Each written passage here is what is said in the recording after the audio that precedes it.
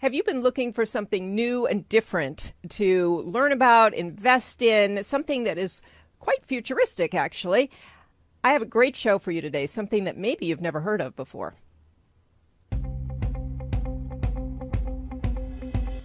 Your relationship with money matters. I'm Michelle Perkins, and this is the Money and You podcast, where I will be breaking down your relationship with money, offering tough love money tips, and a money dating plan that will focus on lifting the barriers to success to help pave the way for better money practices and increased wealth. It's time to take control to live a limit-free life. It starts today. Hello, hello, and welcome to the Money and You Show. I'm Michelle Perkins, your host, and I have such a fun show for you today. I had the best time speaking with Louis O'Connor about investing in strategic metals, something I know nothing about, and I was pretty riveted to the conversation, I have to say. So I'm super excited for you to hear him speak about this, and I think some light bulbs may just go off for you on how you want to expand your portfolio. Louis O'Connor, founder and principal of Strategic Metals Invest, is going to be here today. They're the only industry supplier in the world to offer private investors the option to purchase and profit from owning strategic metals. The investment play is exactly the same paradigm as investing in precious metals. Instead, the investor is purchasing strategic metals. So I'm going to let Louis come on and talk about this some more. Welcome. Thank you, Michelle. Thank you for having me. I'm delighted to be here with you. Super excited to have you here. I really was fascinated by this. We talked, I got off the phone, I told a couple people, including my son, about this. And so do you want to just kind of, I guess we'd love to hear a little background because you haven't been doing this from the beginning. So how did you get into it? Okay, so as you know, I'm coming to you from Ireland. We're based in Europe. It's a European company. I returned actually. I had grown up in Dublin, but I lived in Germany for 10 years. I was in Latin America and Central America, to be precise, for 15 years. But I actually returned back to Europe to become a partner in this business. I heard about it. Actually, I first heard about strategic metals in the US. I was at in Las Vegas at the Freedom Fest. You may be familiar with it, and I met a gold person there who told me about this German company who offered, strategic metals is sort of an umbrella term for rare earth metals, but they're also known as technology metals. So they're in anything to do with modern technology.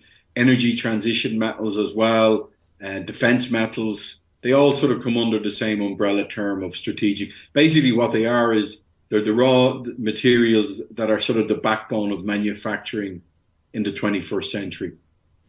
Yeah, this was fascinating because we don't really think about those. We think about the products they're in. We don't think about those components so much until we run out of them. And, we did experience some shortages in things. So we have a little bit of a window into what that's about.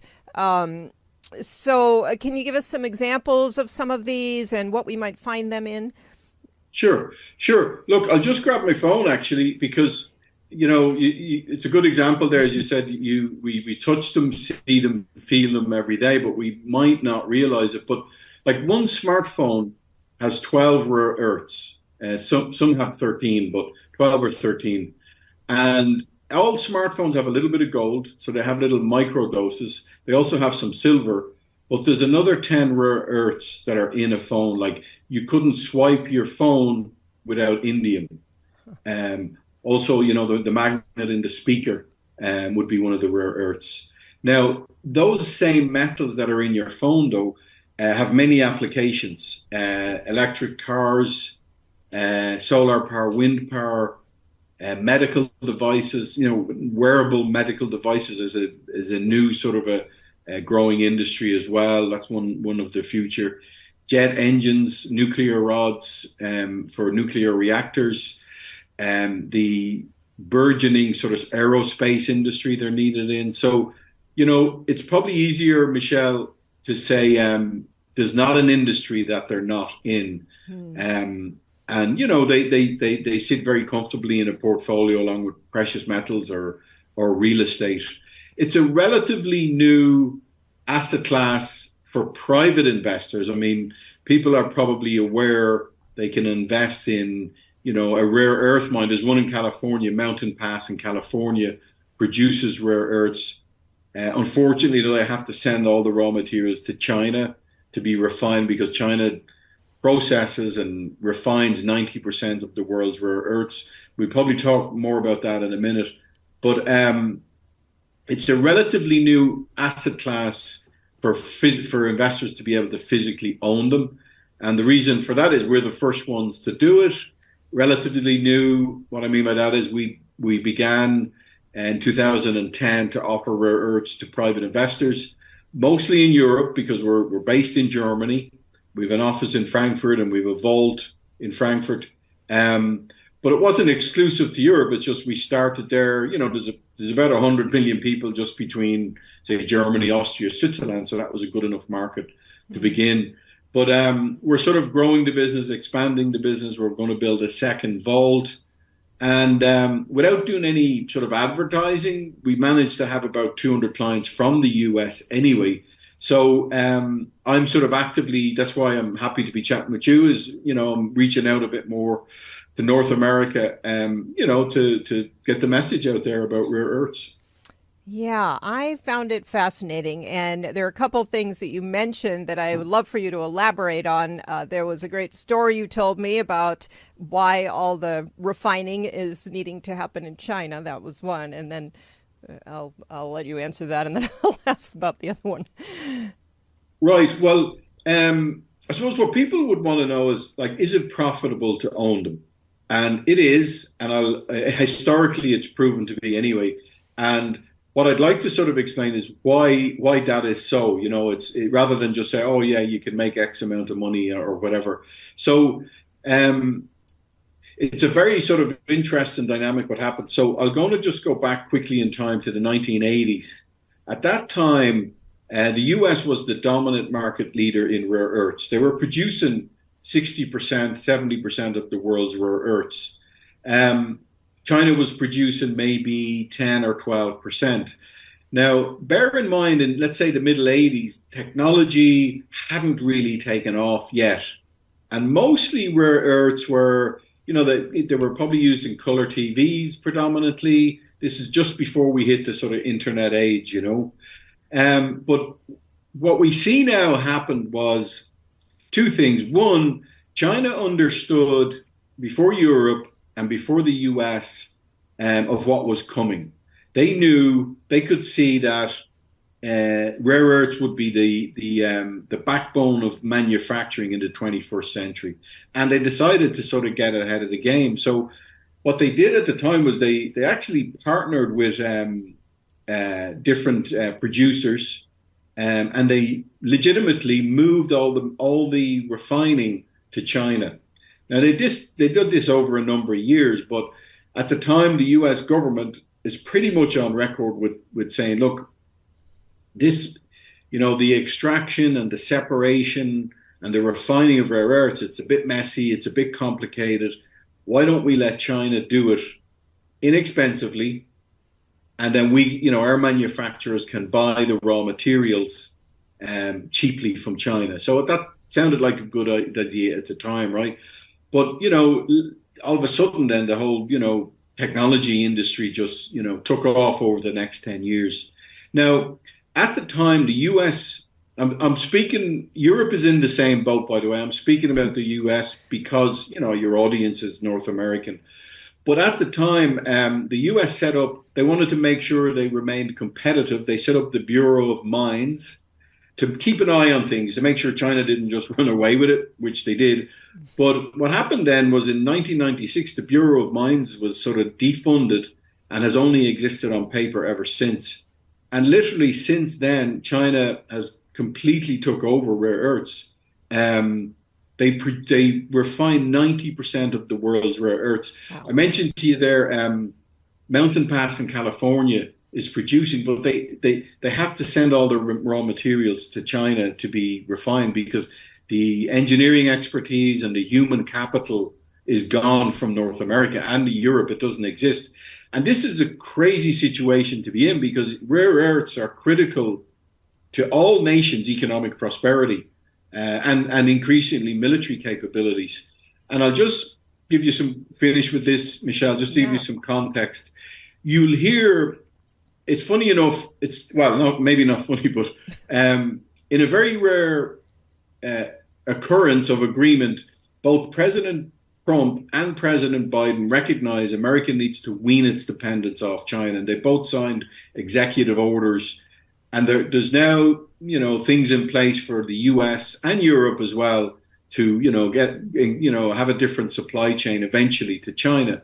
So you'll hear the US Department of Defense is going to build a refining facility with Lynas Corp from Australia in Florida. Wow. You'll hear of sort of private investment. But the reason it's such a good investment now and over the next sort of 10 years is China didn't get where they are overnight.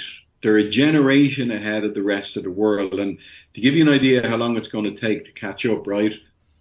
China has 39 universities graduating degrees in, critical minerals like metallurgists, geologists.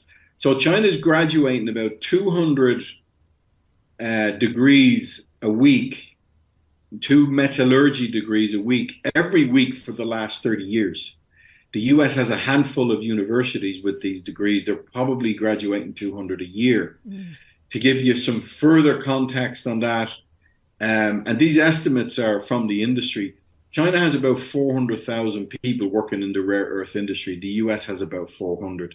And Europe is no different. So that's sort of where we are. China controls rare earths. Demand is surging, particularly now with this energy transition for electric cars, solar power, wind power.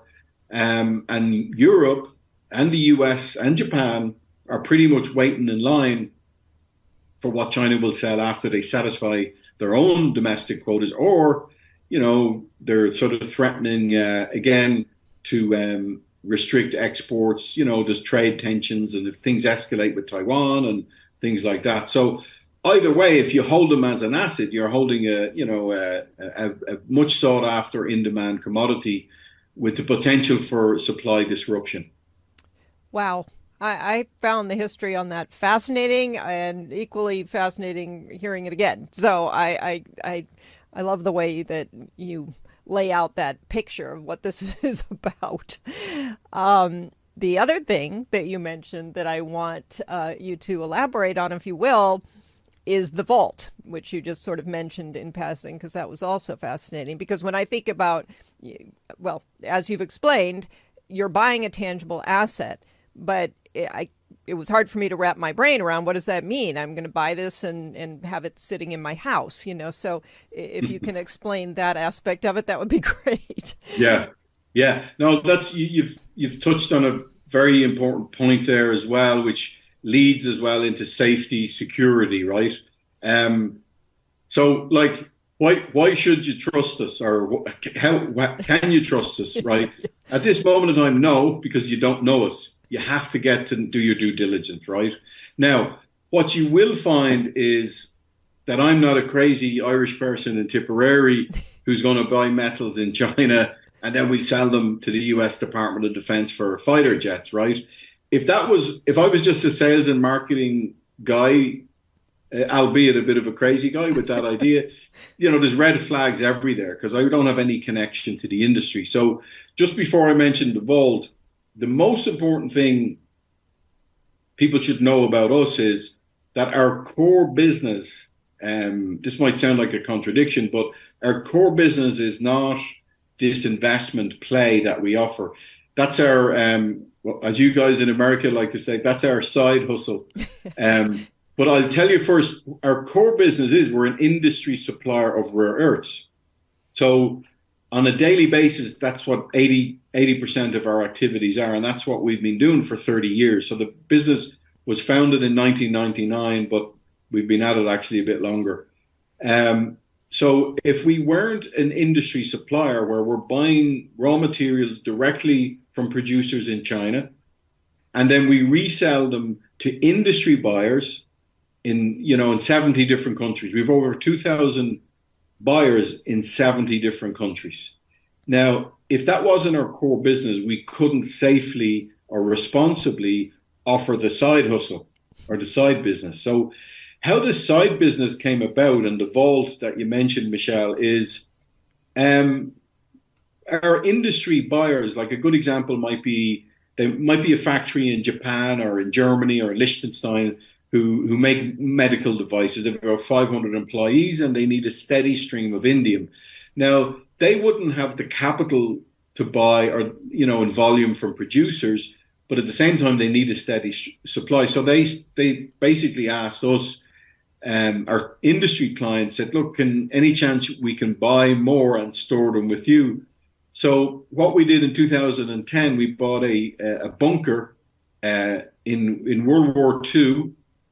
It survived World War II. If you look at photos of Frankfurt after World War II, it was just flat, nothing left. But this is one of the bunkers anyway that survived. So it was 2 levels below ground. We bought that, converted it to a fully, bank level secure vault, armed security, 2-meter-inch walls. And we completed, we also built above ground as well. So we've 3 floors now.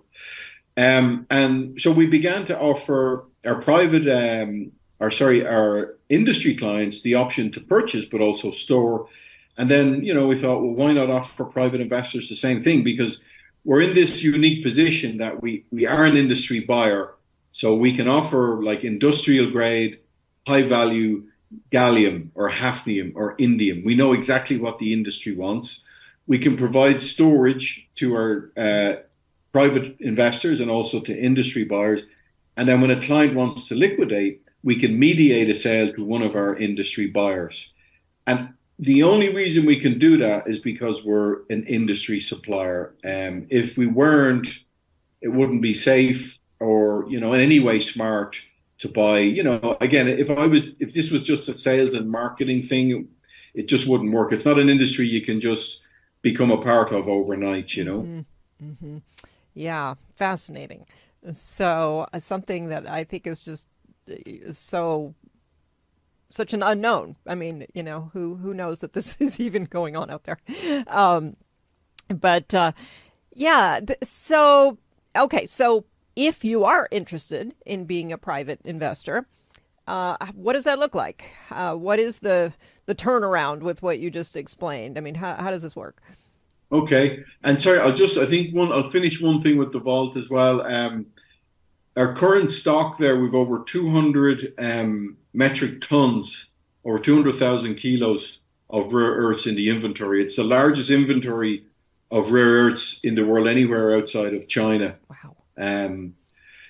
Just wanted to mention that as well. That's important. So the purchase process is very, very simple. Whether you're in Europe or, Europe and the US we have, friendly nation status amongst ourselves. So there's no, you don't need to be an accredited investor. Or minimum investment is only $10,000 or 10,000 euros, I should say. Some of our clients are, starting off with that and then use it like a savings plan and add, But generally, I usually sit with a client. There are 17 rare earths.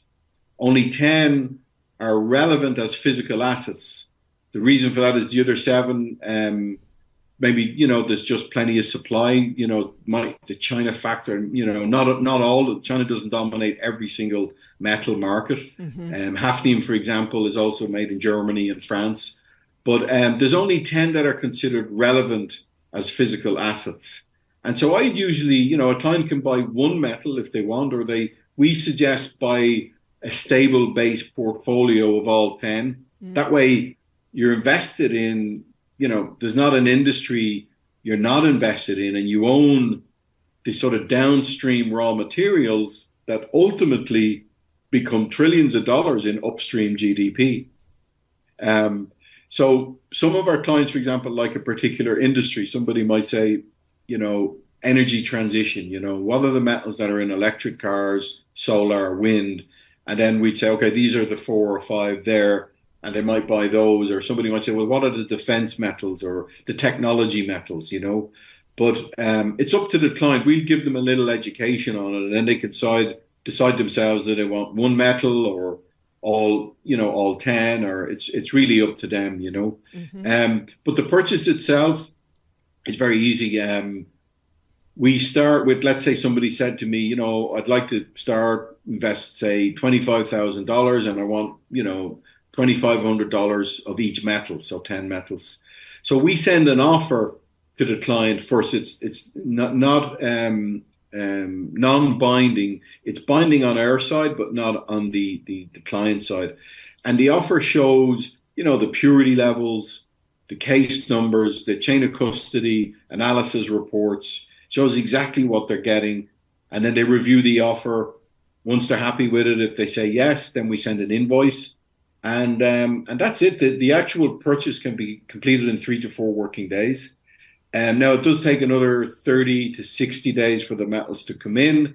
And then once they come in, we allocate them to the vault. And, you know, the client has a sort of commercially paid invoice, you know, certificate of ownership, and then a statement from the vault to show what's in their account, what's accredited to their account at the vault.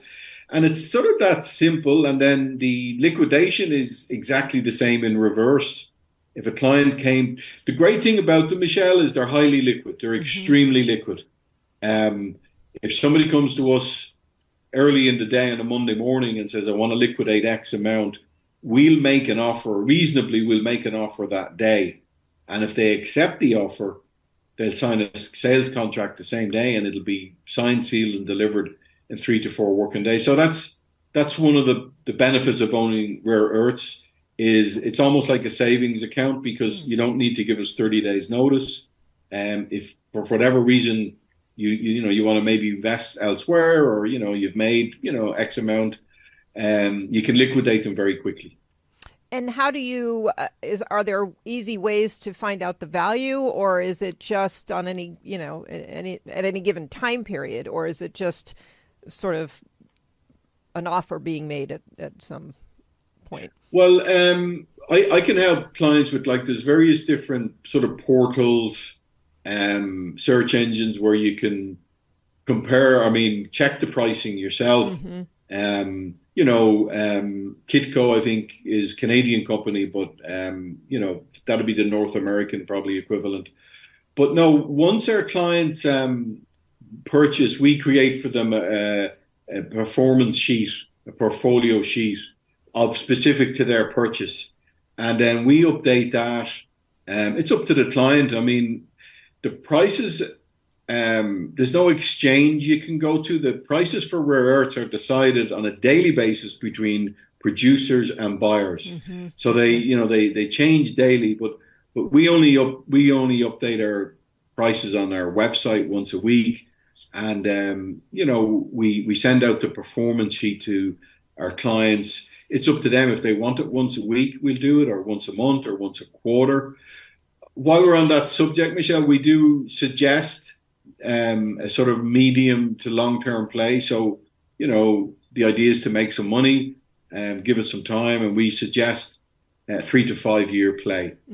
Okay, interesting. So would you classify this as high risk, low risk? Okay, so in terms of the business itself, like our company, it's as safe as any business can be, right? It's 30 years in business.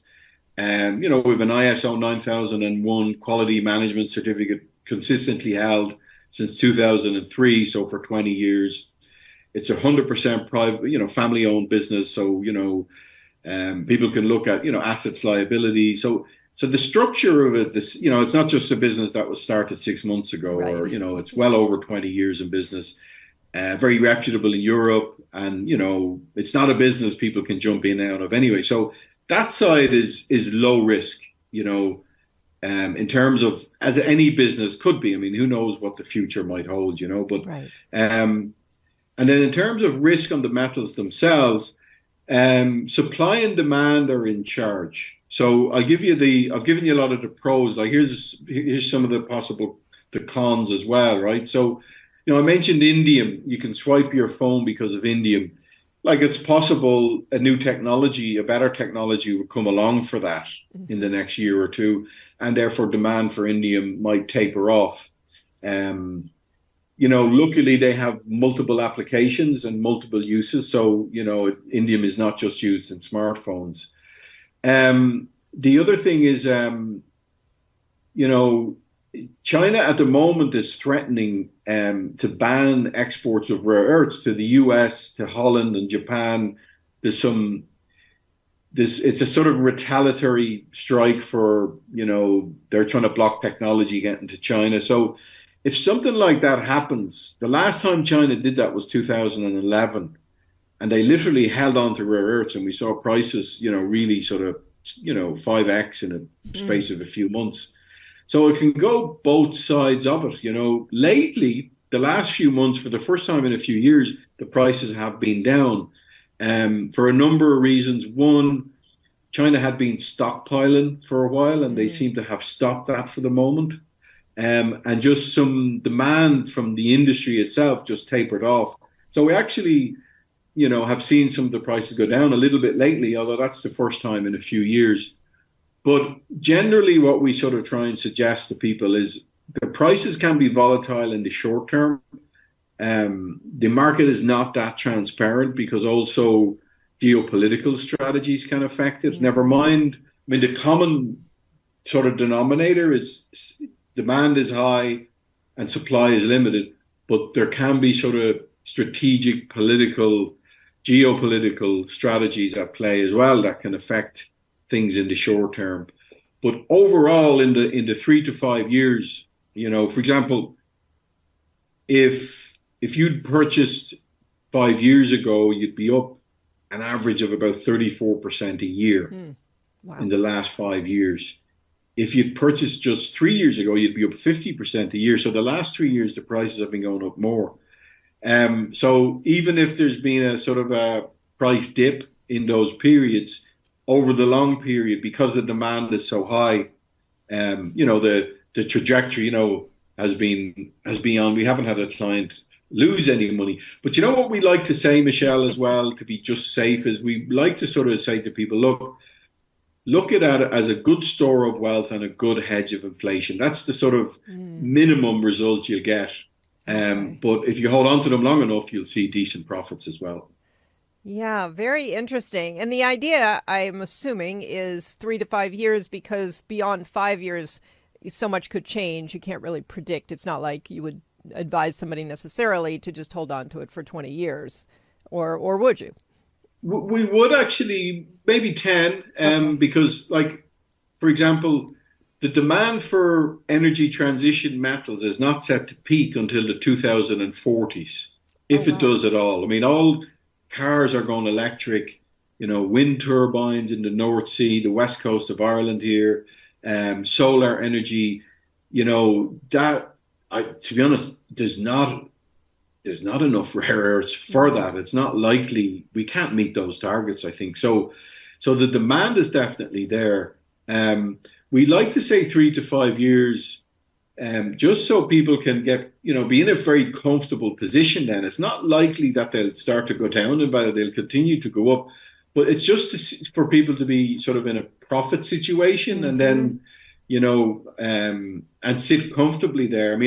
My own personal recommendation. I first bought 2017. I'm still buying, and I have no plans to sell. And I'll keep adding. I know the numbers. Like, for example, gallium. They're saying in Europe that by 2030 we'll be consuming somewhere between 7 to 26 times more gallium than we're currently consuming. Wow. It's not possible for I'll just touch quickly on this as well. Rare earths are always a byproduct of another raw material. Gallium's a byproduct of aluminum mining. Hafnium's a byproduct of zirconium. Now, just to give you a good example, the ratio for hafnium to zirconium is 1 to 50. So for every 50 tons of zirconium mined or produced, there's only 1 ton of hafnium. Now, last year, hafnium went up 180% in 1 year. Why did that happen? It's because the aviation it's needed in alloys in jet engines, also needed in rods for nuclear reactors. Hafnium can still operate under very, very, very high temperatures. It's also needed in rockets, aerospace industry. So what happened last year was we had the aviation industry sort of bounce back from COVID with massive, new orders coming in for jets. Nuclear industry actually is also increasing, and then this what you call space exploration is becoming a fully fledged space industry. So we had this demand for hafnium very quickly, but because you can only get one ton of hafnium for every 50 tons of zirconium, the zirconium industry is not going to produce more just because there's a short-term demand increase for hafnium. So these are the sort of dynamics that are at play there. You can't just increase the supply of rare earths because they're always a byproduct of another raw material. And that's why they're sort of complicated and expensive, is they have to be extracted, they have to be separated, and they have to be refined. And the only place in the world right now that's doing 90% of that is China. And China's just way, way ahead of the rest of us, So, there's geopolitical strategy, there's supply demand, there's supply disruption. It's just very interesting alternative asset class right now. Yeah, I continue to find it fascinating, especially because we're building our future on, medical devices and things and transportation, components that we have such a hard time actually getting. So, I mean, that's a simplistic way of putting it, but it's still fascinating to me. Yeah, well, as well, Michelle, like we talk about energy transition, but the truth of it is, we're going through what you call it's always technology transition. For example, when we went from walking to a horse, the horse was the new technology. And then we went to cars, that was the new technology. Books, when we started to read books, that's a new technology. And these rare earths are, as I said already, they're the backbone of manufacturing in this 21st century.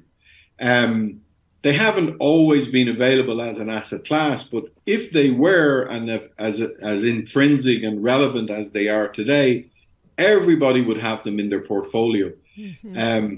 They only became interesting in the 80s. They were first sort of, they were discovered like a long time ago, but the first usage of rare earths was in color TV, when we started to use color TVs in the 60s. And that was all there were really applied applications until the 1980s. And I think I said to you when we first met that the premier of China at that time, Deng Xiaoping, was standing on a rare earth mine in 1987. And he made a very shrewd statement and prediction. He said, and you can Google it, you'll see, he said, the Middle East has oil, China has rare earths. And this was just before the revolution of technology took off. They saw what was coming, and they just, China did what China does, They said, we're going to, over this next 25 years, we're going to become the dominant market leader in this technology. And they are. I mean, the war's over. China's already won. It's done. Now, not to say that Europe and the US cannot produce, but it'll take 10 or 15 years. They've got to get the engineering expertise. They've got to get the human capital. And also, Europe and the US, labor costs are more, they'll do it more sustainably, which will also cost more. So no matter what way, prices are going to continue to rise, which is good news for investors. Wow. So interesting. And so if you were to compare it with something that we can relate to a bit more, like gold and silver, I mean, how do you compare that? Well, it's funny, this might sound like an exaggeration, and it is a little bit, Michelle, and I'm Irish and I'm a man, so we're prone to exaggeration, right? So if all the gold in the world disappeared tomorrow, and again, I'm exaggerating a little bit, it wouldn't make a big difference. What I mean by that is, gold has more of an extrinsic perceived value. People purchase gold as a store of wealth. Yes, there's some in your smartphone and it does have some industrial uses, but primarily the market cap of gold is because people are using it as a store of wealth. Rare earths have an intrinsic value.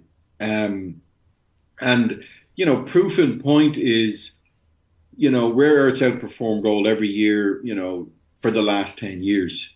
Even so far this year, gold has gone up a bit and some of the rare earth prices have gone down. If you look at a 3 or a 5 year graph, still, outperforming gold and silver. So, I, wouldn't say one is better than the other, but definitely if you have gold and silver in your portfolio, or maybe if you don't, because you don't see a huge value, rare earths are the alternative to that, because a lot of people don't see the sense. Well, why would I have metals at home? And sometimes gold doesn't really go up. There was a period from the 1980s that didn't really go up in value at all for about 20 years. So they're a nice alternative to that because they have a value. They're in huge demand. Every country in the world needs them, the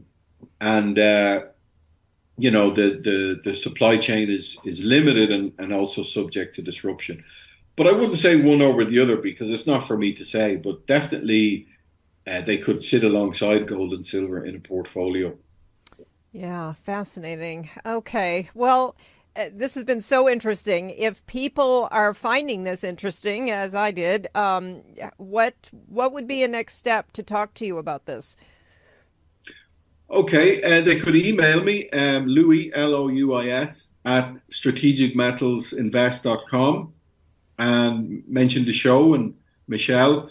Or alternatively, just go to the website. It's Strategic Metals Invest. They can download a brochure. We do get people. I just had somebody recently over from New York to visit the vault, but barring that, I can give some people some good avenues for due diligence, like independent of us, how they can sort of, find out who we are and get all the information they need. But I'll be happy to talk to anybody. Yeah. Yeah, very nice. So you have it set up so that people can kind of verify the credibility of everything and I guess even take a look at where the metals are stored if they wanted to. That's interesting. Yeah, well, I'll touch on that very quickly. I mean, look, as I said, the vault has 200,000 kilos of rare earths, or over 200 metric tons, right? I mean, it's a sight to behold, nothing better than touch it, see it, feel it, But not everybody can make the trip over. It's very inexpensive these days, and you can, we're Frankfurt's near the Weinstraße, which is the Rhine River and the vineyard, so we'll make a few days of it. But barring that, I found a very inexpensive way for US clients to do due diligence. And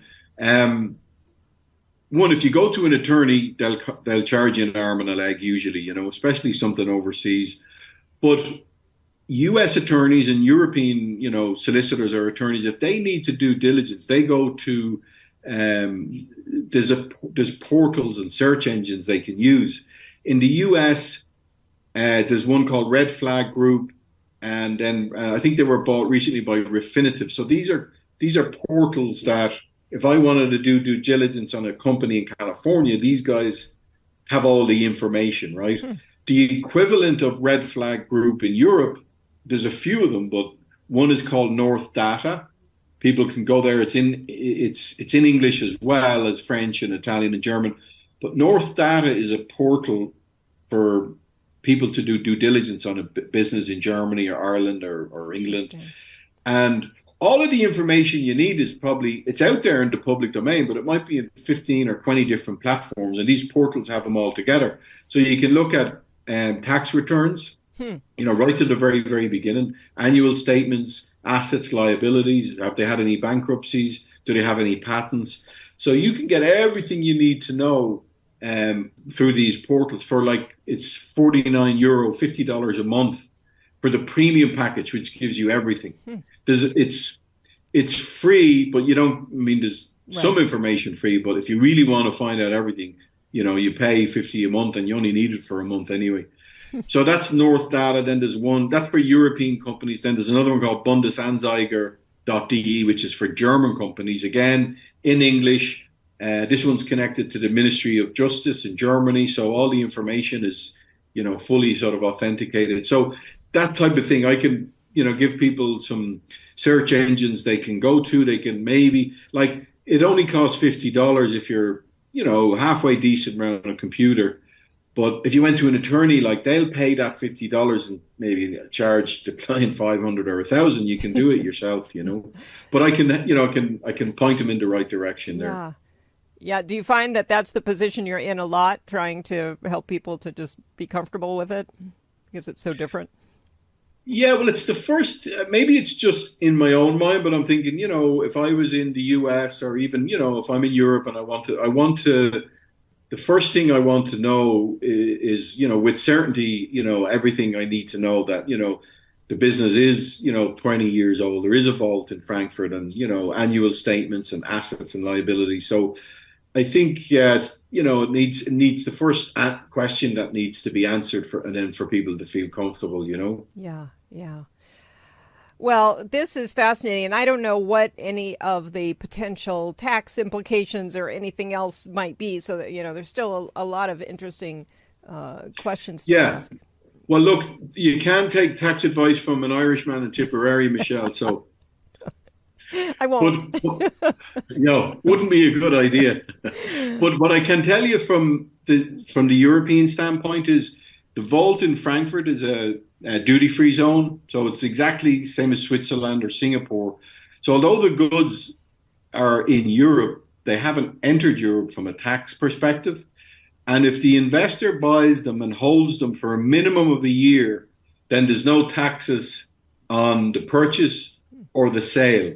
So they can be tax-free in that respect, but I'm just speaking about the European jurisdiction. Now, what I have been told by one of my clients, a US citizen, and somebody, if they want to verify this, they could talk to their tax advisor. But what I have been told is that US citizens don't have to report foreign-held commodities, whether that's timber or metals. If they have money in a foreign bank account, they have to report that. But apparently they don't need to report timber or metals or any other commodities if they're stored overseas. However, upon the liquidation of said commodities, then they have to they have to report the gain. Mm-hmm. And there's, obviously probably capital gains then on the next tax return. So that's what I've been reliably informed anyway. Interesting. Wow. Well, this has been great. Thank you so much for talking to me and the opportunity for people to learn about this. I think it's really unique, really different, and I'm so happy that you were able to explain everything so well too. Made it very intriguing. Thanks, Michelle. Yeah. Thank you very much. So, I hope I did, or I hope the accent wasn't too much. And it's really, it is a simple, same paradigm as buying gold and silver, but because they're industrial metals and liquidation, there's a few finer dynamics that have to be sort of explained, and I hope I was able to explain exactly. I mean, it is quite simple, but there's for safety, security, there's things you need to know when you're buying industrial grade metals, and that you've got to be able to liquidate them. As you said earlier, quite rightly, there's no point in me or you having any amount of gallium or hafnium in a safe or out the backyard or the garden, because who's going to buy it, Yeah. So that stuff needs to be understood, and we run through everything with the clients, make sure they know exactly what the story is. Well, thank you, and I'll make sure to put everything I can in the show notes so people can reach out to you. And the accent was great, by the way. I personally really enjoyed it. So yeah, thank you. And listeners, I hope that this was new and fresh for you and something that you can start thinking about for yourself, and really got me thinking. So thank you for listening. Thank you for being here. You can find the Money and You Show on all the platforms that podcasts are found, as well as the Limit Free Life YouTube channel, Roku channel, and some other places. We'll go ahead and get those show notes put together so that you know where to follow up with Louie. And thanks for being here. We'll see you next week.